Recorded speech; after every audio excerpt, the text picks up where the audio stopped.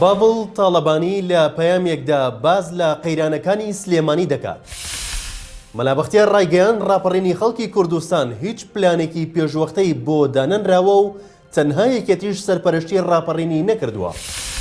حکوومەتی عێراق 25 ملیۆن دینار بە قەرز دەداتە فەرمانبەران.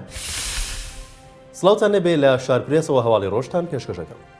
باڵ تاڵەبانی لە ساڵڕۆژی ڕاپەڕین و ئازادکردنی سلێمانیدا پەیامێکی بڵاوکردەوە و ڕایگەیاند سلێمانی هەمیشە سەربڵند و شکۆمەند بووە، بێدەنگ نابێت و پاشکۆبوون ڕەت دەکاتەوە لە بەرامبەر هیچ هێزێکیش خۆی نەوەی ناکات و وەک چیاکانی خۆڕاگر و پتە دەمێنێتەوە. دەژڵێت جارێکی تر ڕێگەنادین سلێمانی ببێتە قوربانی ململانەکان و غەدری لێ بکرێت. لە پەیامێکدا باڵ تاڵەبانی دەڵێت ئەمڕۆ یادی ڕاپەڕینی سلێمانی دەکەینەوە، یادی شارێک کە هەمیشە سەرچاوەی وزە و هێزی بەردەوامیمان بووە. ئەو شارەی مام بە شارە حیاتەکە ناوی دەهێنا و هەرواش دەمێنێتەوە. سلێمانی بەردەوام لە نوێبوونەوەدایە و زیندوێتی خۆی ون ناکات لە ڕۆژانی خەبات دژی زوڵم و ستەم. سلێمانی بۆ ڕۆڵەکانی خۆی دەکردە قوربانی ئازادی و سەرفرازی بۆ هەموو کوردستان. لە خەباتی دیموکراسی و مەدەنیشدا هەر خۆی سەرمەشق بووە و مێژوو شایەتی ئەم ڕاستیانە دەدات. باسی لەوەش کردووە دەزانین دروشمی زۆر بەرز کراونەتەوە و مژدەی گەورە بە سلێمانی دراوە، بەڵام بە مەبەست بووبێت یان نافەرامۆش کراون.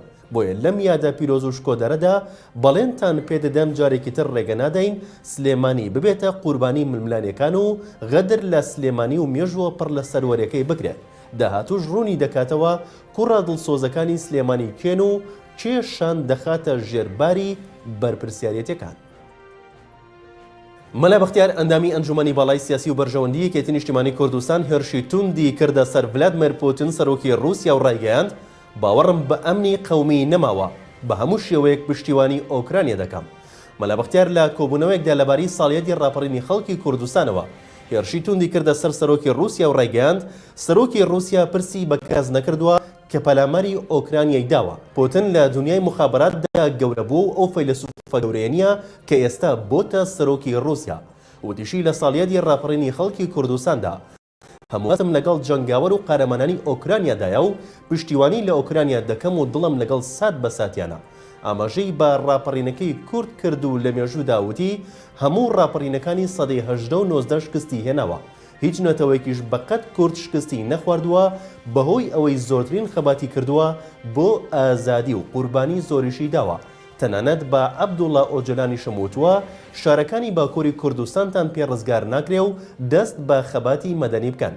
ئەوەشی ڕوون کردەوە ڕاپەڕینی خەڵکی کوردستان هیچ پلانێکی پێشوەختەی بۆ دانەنرابوو، تەنها یەکێتیش سەرپەرشتی ڕاپەڕینی نەکردووە و بەڵکو بەرەی کوردستانی کردی. بەڵام یەکێتی تەبەنی کرد و خودی نەوشیروان مستەفاش نەخشەی ڕاپەڕینی داڕشت. وەزیری بازرگانیی و پیشەسازی حکوومەتی هەرێم لە ڕێگەی نووسراوێکەوە کە وەڵامی دەستەی و بەرهێنانی هەرێمی داوەتەوە جەخت دەکاتەوە لەوەی ناتوانن مۆڵەت بە پرۆژەی ئەلوەی ڕۆژاوای سلێمانی بدەن. دەژڵێت شوێنی ئەم پرۆژەیە مڵکی ئێمەیە و دەبوو پێش دەستپێکردنی پرۆژەکە ڕەزامەندیمان وەربگیرایە. لە ڕووی تەندروستی و ژینگەوە شوێنەکەی گونجاو نییە، بۆیە ناتوانین ڕەزامەندی بدەین بە پێدانی مۆڵات بەم پرۆژەیە. کەمال موسلیم وەزیری بازرگانی و پیشەسازی حکوومەتی هەرێم ڕای دەگەێنێت ناتوانن مۆڵەت بدەن بە پرۆژەی ئەلوەی ڕۆژاوای سلێمانی، ئەو پرۆژەی کە ئەمڕۆ لەلایەن قوبا تاڵەبانی جێگری سەرۆکوەزیران بە فەرمی وەک پرۆژەیەکی استراتیژی لە سلێمانی کرایەوە. دەژڵێت ئەم پرۆژەیە دەکەوێتە بەردەم کارگەی چیمەنتۆی تاسلوجا کە موڵکی وەزارەتمانە، دەبوو پێش دەستپێکردنی پرۆژەکە ڕەزامەندی ئێمە وەربگیرایە.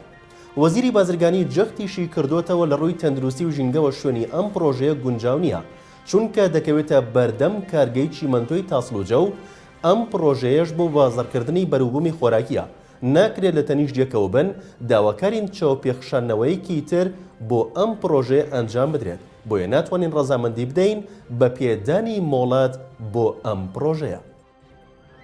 پەرلەمانتارێکی سەر بە هاوپەیمانی دەوڵەتی یاسا کە بەشێکە لە چوارچەوەی هەمانگی لایەنە شیعەکان ڕایگەیاند هاوپەیمانیەتیەکەیان پشتیوانی دکتۆر بەرهەم ساڵح دەکات بۆ وەرگرتنی پۆستی سەرۆکۆمار.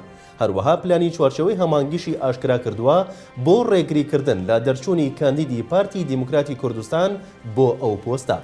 عەقیل فەتلاوی پەرلەمانتاری سەر بە هاوپەیمانی دەوڵەتی یاسا لە چاوپێکردنێکی تەلەڤیزیۆنی داوتی ئەگەر بێت و کاندیدی یەکێتی بۆ پۆستی سەرۆکۆمار نەتوانێت دەنگی پێویست بۆ بەدەستێنانی پۆستی سەرۆکۆمار بەدەستبێنێت، ئەوە لایەنەکانی ناو چوارچێوەی هەمانگی لە ڕێگەی سێیەکی پاکخەرەوە ڕێگا لە دەرچوونی کاندیدی پارتی دەگرن بەوتەی فتلاوی. هێزەکانی ناو چوارچێوەی هەمانگی لایەنە شیوعەکان بە کۆی دەنگ هاوڕان لەسەر ئەوەی پشتیوانی دکتۆر بەرهەم ساڵح کاندیدی یەکێتی بۆ پۆستی سەرۆکۆمار بکەن، هەرچەندە چەند سەرنجێکی بچووکیشیان لەسەر ناوبراو هەیە. بانکی ڕافیدەینی حکومی ئەمڕۆ دووشەممە پێدانی سولفەی 25 ملیۆن دیناری بە فەرمانبەرانی حکوومەتی عێراق ڕاگەیاند. بانکەکە لە ڕاگەندراوێکدا ئاشکرای کردووە فەرمانبەرانی وەزارەتەکانی بەرگری و ناوخۆی حکوومەتی عێراق دەتوانن لە نێوان 5 بۆ 25 ملیۆن دینار لە بانکەکە قەرز بکەن و بە سوودی تەنها لە 5 قەرزەکەیان دەدرێتێت. لەبارەی ماوەی دانەوەی قەرزەکەش بانکی ڕافیدەین دەڵێت فەرمانبەران دەتوانن لە ماوەی 5 ساڵدا قەرزەکە بدەنەوە بە حکوومەتی عێراق. لە شارپرێسەوە هەواڵی ڕۆژتان پێشکەشکرا شاد و بەختەوەربن.